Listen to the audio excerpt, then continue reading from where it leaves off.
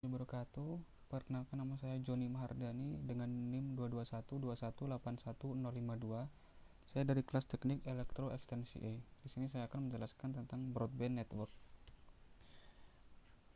Broadband adalah proses pengiriman dan penerimaan data melalui sistem jaringan telekomunikasi dengan kecepatan tinggi, yaitu dari 256 kbps sampai 100 mbps yang terhubung dengan perangkat pengguna atau pelanggan.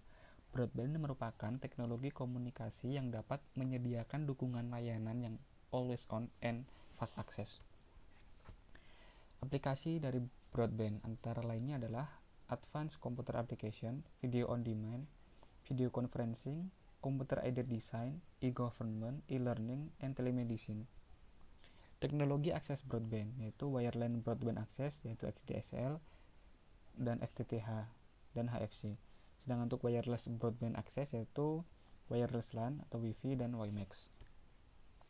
DSL atau Digital Subscriber Line yaitu teknologi yang menyediakan transmisi data digital pada jaringan lokal telepon atau kabel tembaga, memungkinkan penggunaan bandwidth yang besar pada jaringan lokal akses telepon existing, meningkatkan kapasitas digital saluran telepon biasa atau local loop, menggunakan saluran kabel tembaga dengan existing untuk layanan broadband. Tujuannya untuk menyediakan layanan pita lebar untuk residensial dan perkantoran. XDSL adalah terminologi umum untuk semua jenis-jenis DSL. X berarti tipe atau jenis teknologi HDSL, ADSL, SDSL, VDSL, dan lain-lain. Keuntungan DSL. Layanan dapat seketika diberikan kepada setiap pelanggan yang telah mempunyai sambungan telepon, baik perumahan maupun bisnis perkantoran. Tidak perlu mengupgrade sentral, karena traffic DSL tidak masuk ke sentral. Layanan baru yang diberikan tidak mengganggu layanan telepon existing. Mampu memberikan kanal akses digital kecepatan tinggi secara dedicated untuk setiap pelanggan. Bagaimana DSL bekerja? DSL adalah teknologi yang mengasumsikan bahwa data digital tidak perlu diubah ke dalam bentuk analog dan sebaliknya. Data digital ditransmisikan melalui jaringan lokal langsung dalam bentuk sinyal digital. Hal ini memungkinkan digunakannya teknologi modulasi atau multiplexing digital yang memungkinkan jaringan dapat digunakan untuk bandwidth yang lebih tinggi. Sinyal juga dapat dipisahkan, sebagai bandwidth dapat digunakan untuk mentransmisikan sinyal analog, sehingga komunikasi data melalui komputer dan percakapan melalui telepon dapat dilakukan melalui saluran yang sama dan pada waktu yang bersamaan.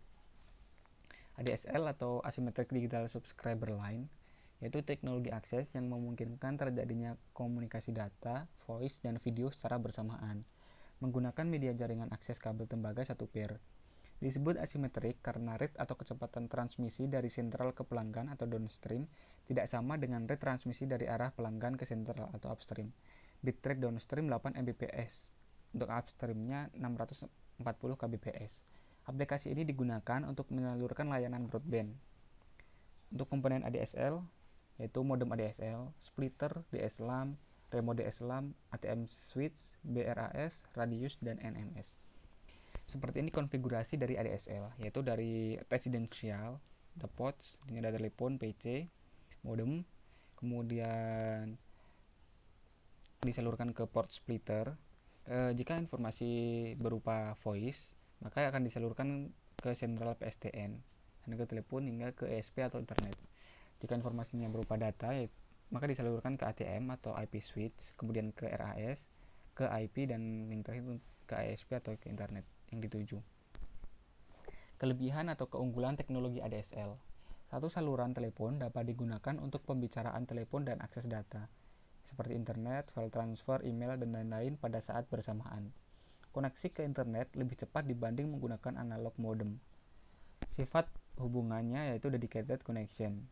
Jasa ADSL antara lain untuk internet akses, video on demand, remote LAN access, interaktif multimedia. Untuk HDTV perlu high rate data rate DSL seperti VDSL. Kemudian ada VTTX atau HFC. VTTX merupakan berbagai alternatif struktur jaringan berdasarkan letak titik konversi sinyal optik atau TKO. Untuk struktur jaringannya antara lain fiber to the building atau FTTB, fiber to the curb FTTC, fiber to the home FTTH, dan hybrid system atau hybrid fiber coax. Untuk fiber to the building Jaringannya seperti ini gambarnya. Di sini ada gedung-gedung dihubungkan dari lainnya dengan koper kabel atau kabel tembaga. Kemudian dari gedung-gedung akan disalurkan atau disatukan ke distribution dengan kabel fiber optik. Dan yang terakhir ditunjukkan ke central office. Pengaplikasian ini yaitu dari pelanggan bisnis di gedung bertingkat dan pelanggan di apartemen. Untuk jaraknya antara di atas 20 km. Kemudian selanjutnya fiber to the curb atau FTTC. Di sini dari central office didistribusikan ke network access point dengan kabel fiber optik. Kemudian dari network access point disalurkan ke rumah-rumah dengan kabel tembaga. Aplikasi dari FTTC ini yaitu pelanggan yang letaknya berkumpul di satu area terbatas seperti perumahan. Kemudian fiber to the home atau FTTH. Dari central office ke distribution, kemudian ke network access point, kemudian disalurkan ke rumah-rumah. Di sini media penyalurannya semuanya menggunakan kabel fiber optik dan tidak menggunakan kabel tembaga. Kemudian hybrid system atau hybrid fiber coax. HFC adalah jaringan akses yang mengkomunikasikan coaxial dan fiber optik. Hybrid node yaitu untuk mengkonversi sinyal optik menjadi sinyal elektris untuk ditransmisikan ke user terminal melalui kabel coaxial dari central office atau head end, kemudian disalurkan ke hybrid node dengan fiber optik, kemudian dari hybrid node ini ke rumah-rumah atau ke user disalurkan menggunakan coaxial kabel. HFC, kabel modem delivered by cable television operator, diantarkan dengan kabel televisi kabel. Kemudian kabel modem follow the data over cable interface specification standard. Kabelnya menggunakan standar DOCSIS. Untuk downstream kecepatannya 10 Mbps, untuk upstream 128 kbps sampai 512 kbps. Kemudian kecepatan ini dibagi dengan tetangga-tangga. Kemudian dalam praktiknya medium ADSL kecepatannya lebih tinggi. Wireless LAN. Wireless LAN menggunakan gelombang radio elektromagnetik untuk berkomunikasi dari suatu tempat ke tempat yang lain dalam model peer-to-peer dan LAN-to-LAN. Umumnya diimplementasikan sebagai jaringan extension atau alternatif dari jaringan wired LAN. Menggunakan frekuensi ISM, industrial, scientific, and medical, dan tidak butuh lisensi. Kelebihan wireless LAN yaitu plug and play, dapat digunakan secara langsung, meningkatkan produktivitas dan layanan. Akses informasi secara real time, dapat mengakses dari manapun dalam area organisasi atau kantor. Kecepatan instalasi, dibandingkan penggelaran jaringan kabel yang membutuhkan waktu yang lama. Fleksibel, yaitu dapat digelar di mana saja, bahkan di tempat di mana kabel tidak mungkin diimplementasikan. Reduksi biaya, dalam kasus pengembangannya, pemindahan maupun perubahan konfigurasi LAN. Hotspot, yaitu Public Wireless LAN atau PWLN. Restricted, hanya untuk penggunaan indoor, menggunakan teknologi Wi-Fi atau 802.11. Kecepatannya mulai dari 11 Mbps hingga 54 Mbps. Diaplikasikan ke tempat-tempat umum atau hotspot seperti coffee shop, restoran, hotel, bandara, dan lain sebagainya. Fitur aplikasinya antara lain permainan dan suara. WiMAX adalah teknologi akses broadband nirkabel berdasarkan standar IEEE 802.16. WiMAX adalah interoperabilitas seluruh dunia untuk akses microwave. WiMAX adalah standar akses nirkabel broadband. WiMAX dikembangkan dan distandarisasi oleh Forum WiMAX untuk mengesahkan peralatan yang sesuai dengan standar IEEE 802.16 dengan fokus pada pita radio sub 6 GHz. WiMAX 802.16 salah satu dari beberapa standar akses nirkabel terestrial dalam pengembangan. Versi tetap yang distandarisasi dulu. Kecepatannya yaitu 20 Mbps hingga 50 km atau 30 mil. Versi selulernya sedang dikembangkan. dengan kecepatan 3 Mbps hingga 16 Mbps untuk pengguna seluler. Opsi frekuensi WiMAX yaitu 2,3 GHz band, 2,5 GHz band, kemudian 3,4 sampai 3,6 GHz band, 5,8 GHz band, opsional 4,9 sampai 5 GHz band. Kemudian ada 700 MHz di US atau Amerika Serikat dan 3,3 GHz band. Untuk Singapura yaitu dari 2,3 GHz dan 2,5 GHz. Untuk Eropa 3,4 sampai 3,6 GHz band dan Australia 3,5 GHz band. Untuk Amerika dan Kanada 700 MHz dan 2,5 GHz band.